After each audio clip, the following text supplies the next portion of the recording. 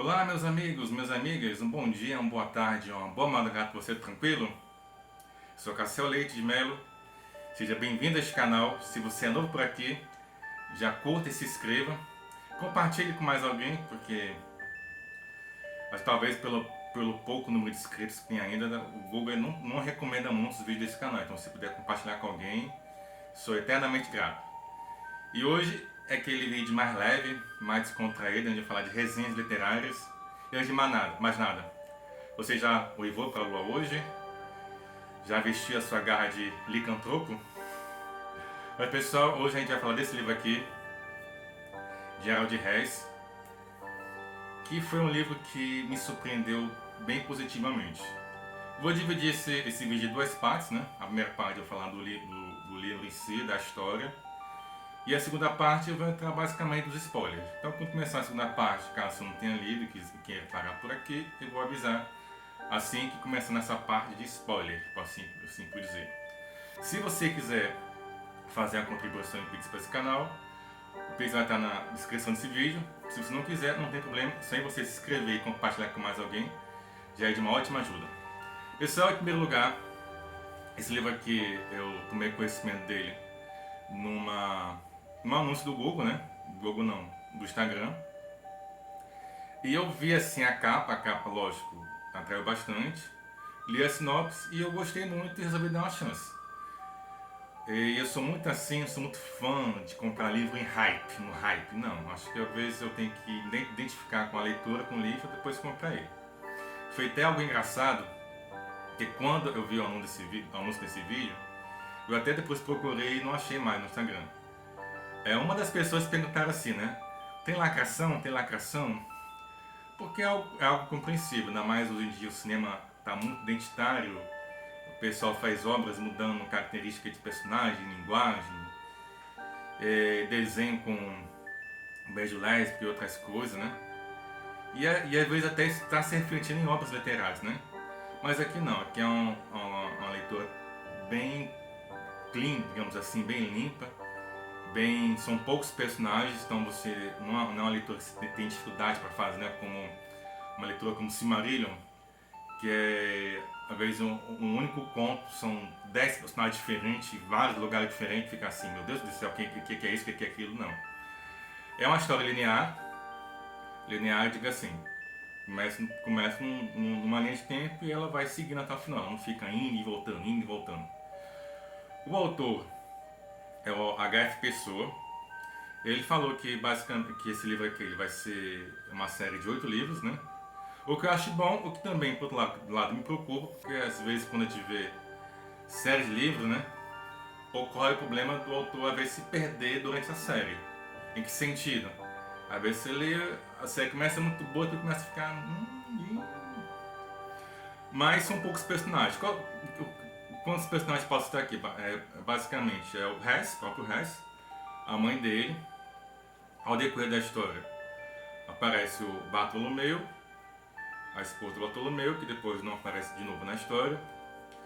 Alguns lugares em que ele imagina, que ele viaja, no início aponta uma floresta imaginária, que ele começa a se teletransporta para lá, naquele momento que ele está imaginando. O campo de treinamento, personagens, outros são poucos personagens. Uma coisa que é interessante de Gerald Hess é que às vezes você fica muito assim também confuso. Que sentido? Às vezes o personagem passa uma experiência que você me fica se questionando. Pô, mas será que aquilo aconteceu mesmo?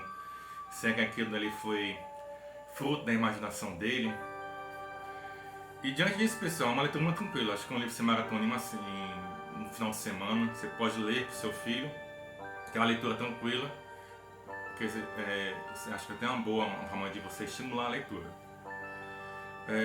Essa é a questão dele, eu vou ler com vocês. E depois eu vou seguir com a parte de spoiler. Então, após a sinopse, se você não quiser que eu saber do que exatamente é a história, quiser ler depois, aí você fica à vontade para pausar o vídeo, ou fechar aqui e voltar depois. A sinopse. Com apenas 7 anos, Haas é assombrado por terríveis experiências sobrenaturais, pesadelos vívidos que aterrorizam suas noites. Tudo começou depois de um incidente em sua escola, despertou nele uma fúria incomum e, incapaz de controlar esse novo, desconhecido e duvidoso sentimento, atraiu para si uma atenção indesejada. Dúvidas, medo, desespero, incerteza compõem seus dias, até esbarrar com Bartolomeu, responsável por oferecer a ele algumas respostas e por fazê-lo conhecer uma nova realidade. O que realmente estava acontecendo com ele? Quem era Hans? Ou melhor, o que era ele? Bênção ou maldição? Esse livro, basicamente, qual é a temática dele? Ele vai falar de licantropia, lobisomem e dimensões paralelas. Mas dentre isso também você percebe que ele vai tratar talvez de fadas e outros povos, né? A leitura que você começa, você percebe que a pessoa que está contando a história já é uma pessoa bem velha, né? Bem mais velha, né? Esse livro aqui é um menino de 7 anos. Então eu acredito que as demais sequências, os demais livros, né? Vai ser conforme o personagem for crescendo, envelhecendo e amadurecendo. Pessoal, vou começar a falar um pouco da história em si. Aí se você quiser pausar, não quiser continuar, fique à vontade para pausar aqui e retornar depois, certo? Recado dado, vamos embora. Pessoal, o livro começa, esse é o capítulo 1, lógico, né? Não dá para começar no capítulo 2, ficaria estranho. Mas ele começa contando como o próprio autor ele decide fazer aquele diário, né? Vou ler aqui o começo para vocês verem. Tentei evitar, mas a minha maldição é mais forte que pude imaginar. Meu karma, meu desespero e o medo de me tornar um monstro me persegue a cada dia. A morte parece ter me virado as costas e permanecer vivo se tornou um fardo pesado demais para carregar. Aceitei uma sugestão de uma amiga e resolvi escrever nesse diário todas as coisas que me atormentam desde a infância. O primeiro episódio, no mínimo estranho, ocorreu quando estava com 7 anos. Fui uma criança comum. Sempre preferi a quietude e a solidão do meu quarto, e a imersão dos meus livros de história, ficção e terror, a sair para brincar. Havia em mim uma resistência em me enturmar com os outros garotos. E nem sei explicar porquê, talvez eu os achasse muito infantis. Então o livro ele começa assim, você percebe que é uma pessoa, talvez bem adulta, né? Narrando a história e descrevendo as experiências dele em um diário. Embora o livro tenha esse nome Diário de Hans, ele não necessariamente ele é escrito em forma de diário. Ele é uma história bem linear. Não é como para quem leu, por exemplo, Diário de um Mago ou o próprio Drácula de Bram Stoker, que ele é todo realmente repaginado em diário, data tal, aconteceu data tal, aconteceu. Não, isso é uma história bem linear. Então, a primeira experiência de Hans, com essa força sobrenatural que está na escola, ele é um menino diferente. E dentro dessas dimensões que ele começa a viajar, há uma floresta, a Oratu. E que aparece esse nome no começo do livro, mas depois ele não aparece ele viajando para essa dimensão. Talvez em outras edições, talvez, né? Então nessa sala de aula, o professor chama a atenção dele. Por quê? Porque ele está distraído. Só que essa época é a época da palmatória. Para quem tem mais de 40 anos, eu não cheguei a pegar essa época ainda da palmatória. A palmatória fosse uma colher de pau, né? Onde a professora podia castigar o aluno dando uns tapinhas na mão dele, né? Só que Hans, vou dizer que ele reage, ele não aceita esse castigo, né? E quando a professora vai tentar pegar a força, ele pega ele pela mão dela com uma força descomunal de qualquer criança, ao ponto de machucá-la e causar-lhe dor, né? Deixar ali uma marca preta. E a partir dali você percebe que Hans já é uma pessoa diferente. Aqui no livro tem uma ilustração dessa primeira cena que ocorre, né? Que é essa ilustração aqui. A ilustração desse livro aqui tem uma ilustração muito bacana, mas nada que seja muito pesado, né? Nada que seja muito pesado. Então, após esse ataque de raiva, né? A partir dali, a vida dele começa a mudar, né? Depois, após o episódio, a mãe dele é obcecada na escola, lógico, aquela coisa de mãe, dá uns esporros nele, você não pode fazer isso, etc, etc. E dá para a professora dele uma pomada, a passar no local onde Hans apertou. Só que Hans olha para aquela pomada e vê assim áurea cena daquela pomada. E a partir dali, a gente já começa a perceber que a mãe dele também é diferente. Tem alguma coisa de diferente da mãe dele. Embora a mãe dele, mãe, que ar é esse saindo dessa pomada? E a mãe dele, não, nada não, nada não, nada não. Aí o tempo passa, aí o Hans, ele tá num campo, né? O Hans sempre foi uma pessoa deslocada da sua turma.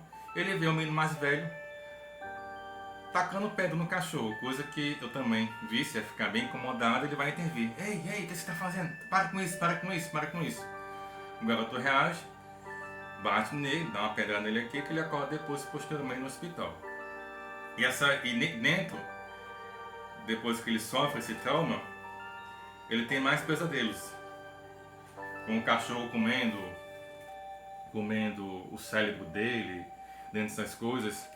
E uma coisa interessante desse livro aqui é que ele trabalha muito a questão da imaginação e dimensão. Às vezes você fica sem saber se algo ali está acontecendo mesmo ou se é só na cabeça do Harris.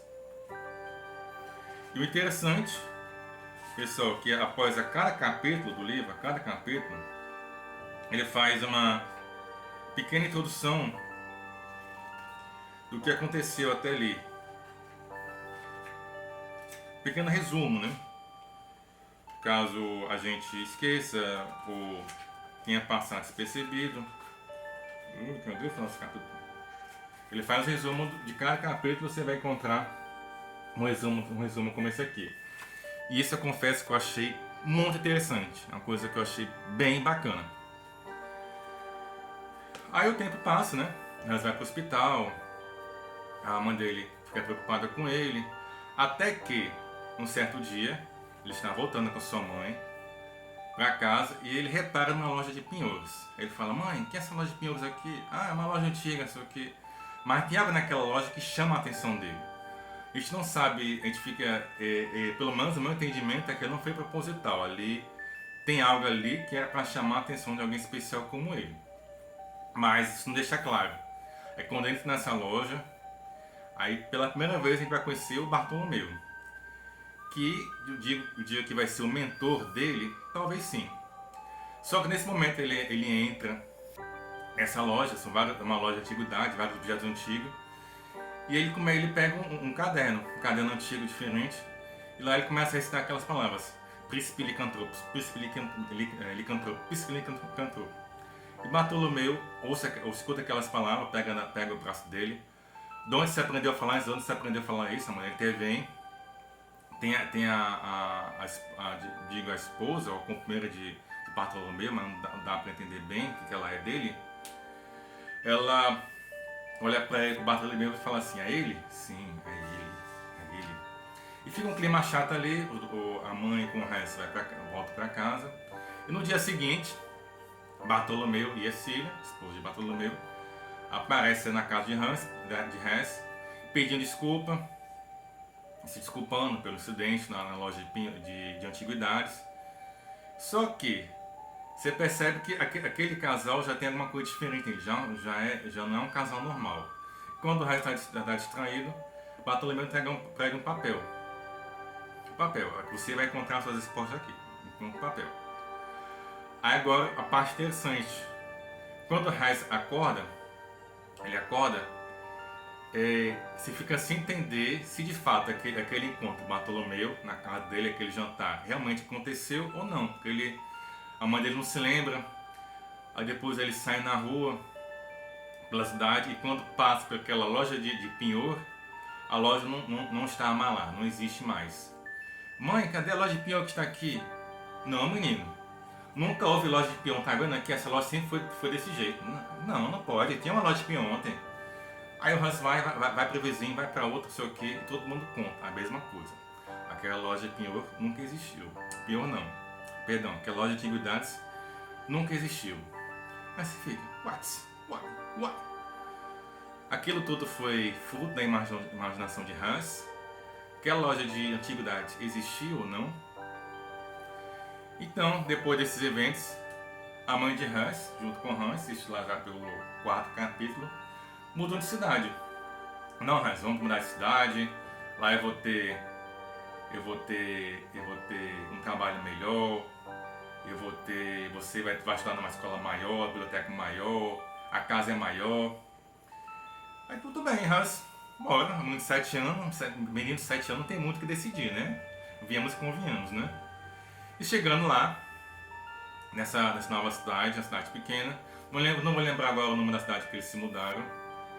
A casa é maior e o Hans, ele quis ficar com um quarto que é virado para a floresta, né? Que a casa dele, a cidade com que eles mudam, é como se fosse uma cidade mais exterior, e a casa dele de trás dá para uma área verde, digamos assim. Pelo menos no meu entendimento, aí ele quis ficar justamente com um quarto que dá de frente para a floresta. E chega na cidade, a primeira coisa que ele vai fazer é na biblioteca, porque apesar de 7 anos, Hans é uma pessoa muito fã de leitura, muito fã de pesquisas. E lá na biblioteca ele vai ver um símbolo, né, que o Bartolomeu deu para ele, e um livro, né? E um livro onde vai contar mais ou menos a história sobre a licantropia. E Hans se pega esse livro, começa a lê-lo, começa a levar para casa. Aí só que depois dessa parte ele começa a ter as visões. A primeira visão que ele passa a ter sempre, começa a visitar a imagem de um grande lobo de olhos brancos, que basicamente seria o lobo que está na capa, né? E a outra visão que ele tem de uma figura feminina, uma sombra, né? Uma sombra de olhos vermelhos, e também começa a atormentar ele, começa a perseguir. E o legal é que a gente, a história, ela começa a nos colocar se aquelas imagens ocorrem ou não ocorrem, são de fato existentes, tudo foi da imaginação dele. E um detalhe, quando ele se acidenta, depois de todos esses fatos que após a visita de Bartolomeu, na casa dele, quando ele volta para a sua antiga escola, ninguém mais se lembrava dele, o médico que cuidou dele, ninguém não se lembrava mais dele. É como se todos aqueles eventos do início do livro haviam sido apagados da memória, misteriosamente. Agora o que seria? Será que eu estava ficando louco? Será que aquilo realmente aconteceu? O personagem ele se questiona muito sobre a própria sanidade. Mas, até que um certo ponto, ele começa, quando já está na nova casa, no novo quarto, quando ele acaba de tomar banho, tá de toalha, essa cena é bem interessante. Eu acho que é a parte mais interessante do livro, que é basicamente do episódio do capítulo 6, do final do 5, do 6 em diante. É quando ele começa a visitar a outra dimensão. Então o Hans, ele está de toalha, tomando banho um certo dia, lá de boa, lá, quando uma nuvem branca envolve ele dentro do banheiro. Quando o Hans acorda, ele está em outra dimensão, que é a dimensão de Yahtzee. Deixa eu ver se é esse o meu nome mesmo. Yahtzee. Yas, bem-vinda a Yas de toalha, bem-vinda a Yas de toalha. Eu acho que é uma cena bem constrangedora. E como é descrita a primeira imagem de Yas quando ele chega, com guardas de armadura e lanças, um palácio com enormes pilastras, assim, um portão na frente. E assim que ele chega, a primeira visão que a gente tem, a gente até pensava que não apareceria mais novamente, foi Bartolomeu. Só que Bartolomeu estava vestido, como é que eu diria, Gandalf, de robe, cajado. E Bartolomeu, na verdade, é uma coisa que a gente já suspeitava, era um mago de grande poder. Ele falava que Hans, na verdade, descendia de uma linhagem muito peculiar de licantropos, né? Lobisomens, e que ele deveria visitar aquela dimensão a cada momento para começar o treinamento dele. E o Hans, ele é visitado pelo lobo, esse lobo aqui da capa, que o lobo ele tem a personalidade orgulhosa. O lobo aparece para ele e fala: grande prazer seu, grande, como é que eu encontro a palavra? Grande oportunidade sua estar diante de mim. Então isso é bem bacana, é bem interessante quando aparece o lobo pra frente dele. O lobo em si, eu vou logo adiantando que a gente não, pelo menos nesse volume 1, a gente não sabe bem qual a origem dele, de onde ele é, o que ele realmente é. Talvez no volume 2 a gente vai ficar sabendo mais sobre realmente o lobo mesmo. Aparenta ser muito forte, um personagem muito forte, mas ele é um personagem que ele pode atravessar todos os planos, mas a gente não sabe nada sobre ele ainda. Após essa visita de Hans, a primeira vez à dimensão, o Bartolomeu fala para ele como que ele pode fazer a travessia, né? Ele tem o famoso passo de fé, ficar em frente ao espelho, falar as palavras, né? Bartolomeu ensinou, vou dizer palavras mágicas, né? Para atravessar o portal e fazer o salto de fé, digamos assim, né? Uma coisa a lá Assassin's Creed agora, o salto de fé. Aí Hans pergunta pra ele, e se eu falhar? Você vai dar de cara no espelho e vai quebrar o espelho. Simples. E a segunda vez que Hans visita esse portal, ele vai falhar primeiras vezes, claro, isso é normal. Mas a segunda vez que ele vai para a dimensão de Yas, I-Y-A-Z, Yas. Me corrija se eu estiver falando a pronúncia errada, Yas. Ele vai preparado, ele vai com vestido, dessa vez não aparece toalha. E para mim aqui é a parte mais, como que eu vou dizer assim, a parte mais frenética do livro, digamos assim, onde ele vai pela primeira vez iniciar o treinamento dele. Bartolomeu leva ele para uma arena de treinamento, digamos assim. E a forma que o autor descreve a arena é bem interessante, como ele escreve a arena com várias arenas diferentes, uma dividida pela outra. Nessa dimensão você vê vários tipos de povo, anões, talvez, gigantes, fadas, lobisomens. Então, talvez esse tipo de personagem a gente veja mais à frente, né? Em outros volumes, né? Aí, Bartolomeu apresenta para Hans a pessoa que vai ser digamos assim, o mentor dele, o treinador dele, que é o Minotauro. Eu não lembro agora o nome do Minotauro, deixa eu ver aqui. Lotreus, lembrei, Lotreus. E a forma como Lotreus aparece é interessante. Hans olha assim, quem é aquela vaca preta? Aí tá Lotreus de costas, se levanta, todo imponente. Meu Deus, é um Minotauro? Sim, esse é Lotreus. Aí Bartolomeu pede para Lotreus treinar Hans. A Lotreus olha para ele, pro Bartolomeu, começa a rir. Você está de brincadeira, eu não vou treinar uma criança. Aí Bartolomeu, como é que eu faço a voz de Bartolomeu? Não, treine Hans. Ele é licantropo. Aí Bartolomeu, não. Os licantropos não existem, licantropos puros não existem. Há muito tempo a realeza exterminou todos eles. Aí Bartolomeu fala, não, mas esse aqui vai treiná-lo que você vai se surpreender. E essa parte é interessante, porque mostra a arena, mostra assim, fala da arena, porque a gente mostra porque são as imagens mentais que a gente coloca em nossa mente, né? Mostra a arena e o Minotauro, ele pega um martelo, né, martelão, e o Hans, o Abrizinho, em Insight on Raquítico, tenta levantar a espada, né, mas ele não consegue. Aí o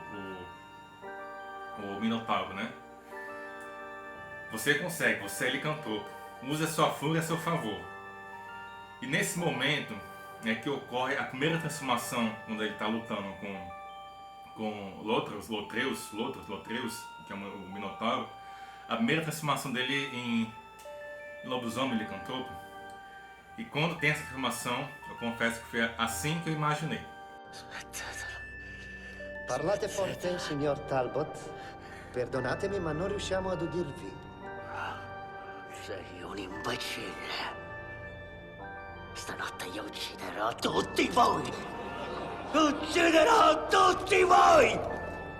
Sì, ebbene, come potete vedere, la licantropia... Vi prego, fate in modo di impedirlo! ...mentale che esiste da qualche parte Uccidetemi! nei profondi recessi del pensiero del signor Talbot. A lui questa sembra davvero la realtà. Il soggetto di Navigatore nell'ultimo mese è stato sottoposto a desensibilizzazione sia farmacologica che fisica. Pure gli eccessi del corpo. Ed ora non la sua mente razionale prende il giusto sopravvento. Della gerarchia psicofisica.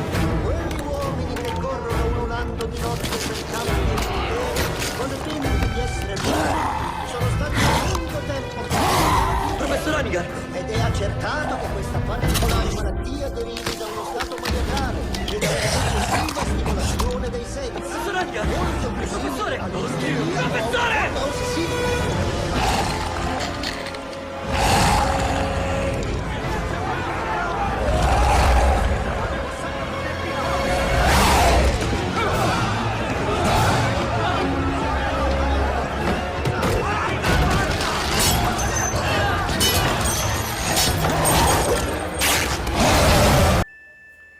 E foi essa imagem que teve minha cabeça. Me desculpe se vocês imaginarem de outra forma. E pessoal, após esse episódio, né, vai aparecer uma segunda personagem na história, que é a mestra dela, uma segunda personagem que eu fiquei na dúvida se ela era, digamos assim, uma personagem benéfica a ele, a Night, mas uma personagem que dessa vez é uma figura feminina, né? Eu penso que essa Night, né, a IT Night, seja a mesma figura, a sombra, né, feminina de olhos vermelhos. Você lembra do começo do vídeo? Que ele via no começo dos pesadelos dele. Mas não fica claro. No meu entendimento, onde digo essa Night é aquela primeira sombra que ele viu no começo do livro. E essa Night, ele vê essa Night quando ele está no limbo, né? Quando ele se machuca novamente, né? Quando ele tem esses ataques de afirmações, ele cai em sono.